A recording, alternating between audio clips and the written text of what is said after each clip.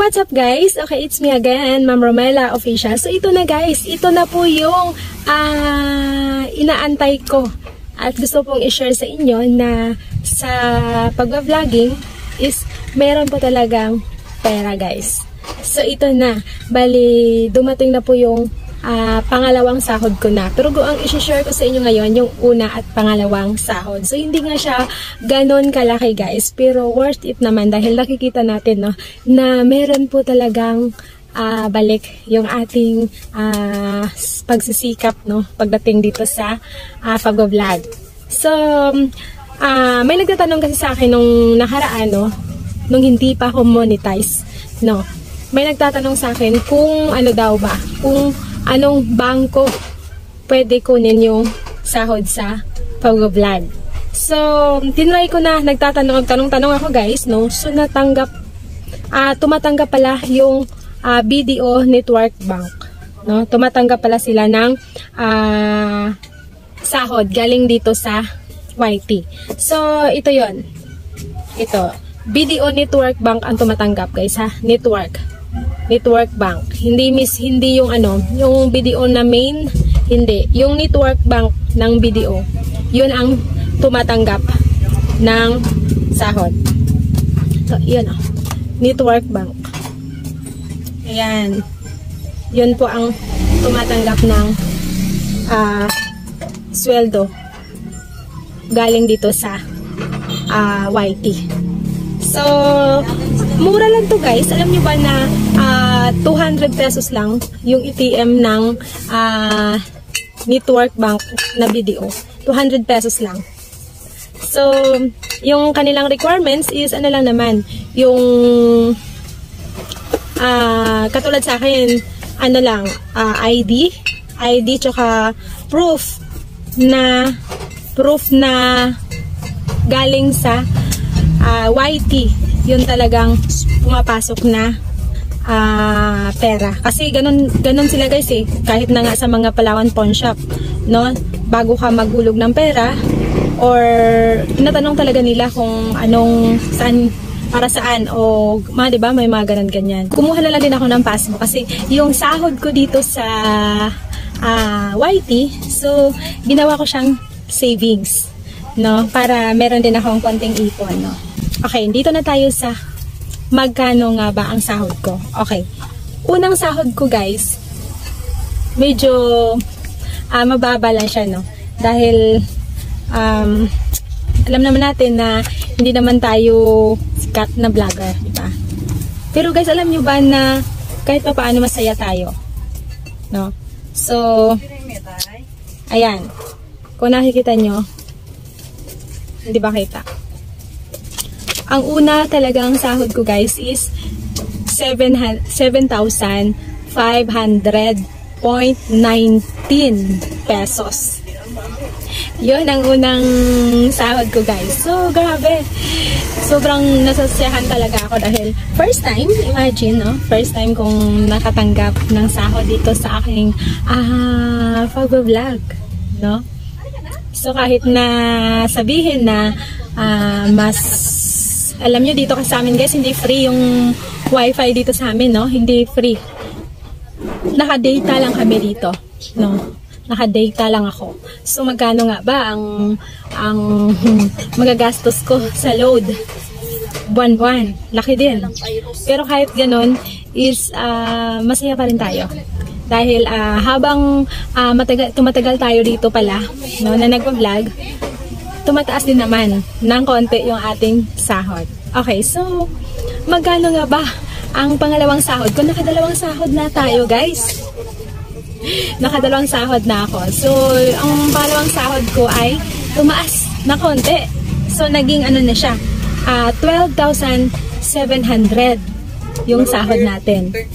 Yun yung pangalawa nating sahod guys. No?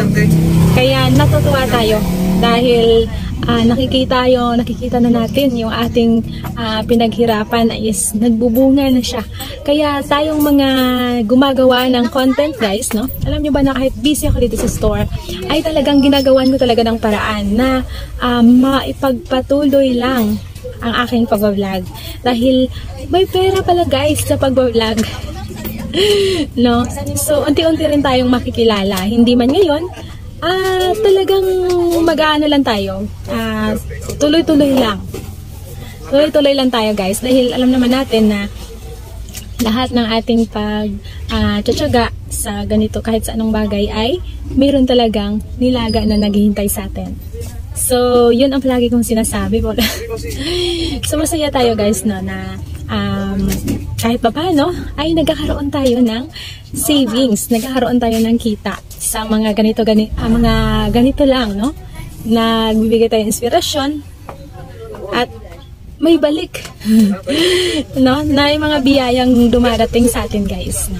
Kaya malaking tulong, no? Lalo na sa mga, ako nga kahit meron akong negosyo, ay patuloy ako sa paggawa ng mga video or content na makaka-inspired sa ating mga tagapanood, no? Lalong-lalo na pagdating sa business, no? Sinishare ko lang naman. Alam niyo po guys na ako humihingi po pala ako ng pasensya sa mga nagbabash sa akin dyan, no? Alam niyo ba na akala ko sikat lang ang binabash, no? Pati pala yung mga maliliit lang na mga creator, no? Content creator is binabash din.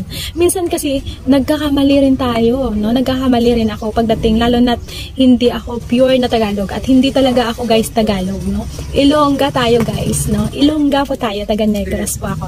So hindi yung pagtatagalog po natin ay trying hard lang siya talaga, no? Ganon. Kaya minsan, no, lalo na pag sa katulad kong walang script na hinahawakan or yung sinasabi ko dito is walang nagtuturo, ganon. Wala tayong script, no? Kaya minsan nagkakamali, no? At minsan na-i-post na natin nang hindi natin na-review ng sobrang tagal or hindi natin na-review ng lalo na minsan, no, masakit din sa mata kasi mag-edit, no? Kaya ayun, pinapahinga natin yung mata natin after mag-vlog. Kaya pagdating sa editing, parang ano na siya, no?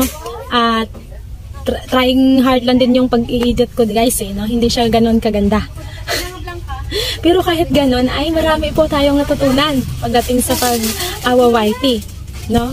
At sana sa mga nakapalaging nagsusuporta sa akin dyan, sana ay patuloy pa rin kayong mag-support po sa atin, munting channel.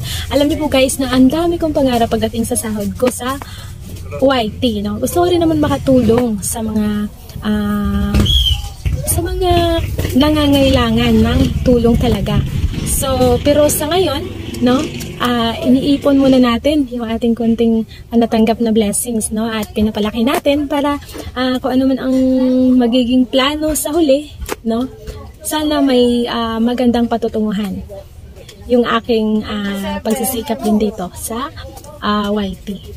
At sa mga nakikita ko, maraming nagsisimula din ngayon, no? Nakikita ko na grabe, nakikita ko yung hirap nila or hirap ng pinagdaanan ko noon nagsastart din ako. Nakikita ko na kahit anong araw-araw silang nag-post ng mga video, no? Nakikita ko na talagang katulad din nung nag-start ako, talagang maka 100 views ka ay tuwang-tuwa ka na, no? Or ganun lang talaga yung ng views. Pero sige, try and try lang guys, no?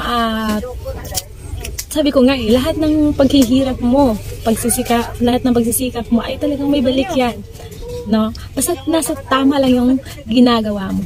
Minsan nga yung mga content creator natin dito, no? Nakikita ko na parang mga scripted na lang yung sinasabi nila at yung iba ay parang fake. Mga fake news. Yung palagi kong nakikita ngayon, palaging fake, maraming fake news na mga vlog, ng mga tulad nating naggumagawa din ng content, no? Mga fake news, karamihan, no? Ginagamit nila yung mga nangyayari, no? Kahit fake, no? Para tumaas lang yung views. Pero sana wag naman gano'n, no? Dahil nakakaano din yun, no? Sa paniniwala ng tao, no? Ang pangit naman na naniniwala ka sa fake pala. No? Kaya sana yung yung sakto lang at may mapupulot naman yung mga tagapanood natin ng konti sa ating sinasabi dito or pinapakita. At sa mga pagkakamali, no? Tulad ko minsan nagkakamali din ako sa pagsasalita dito, no?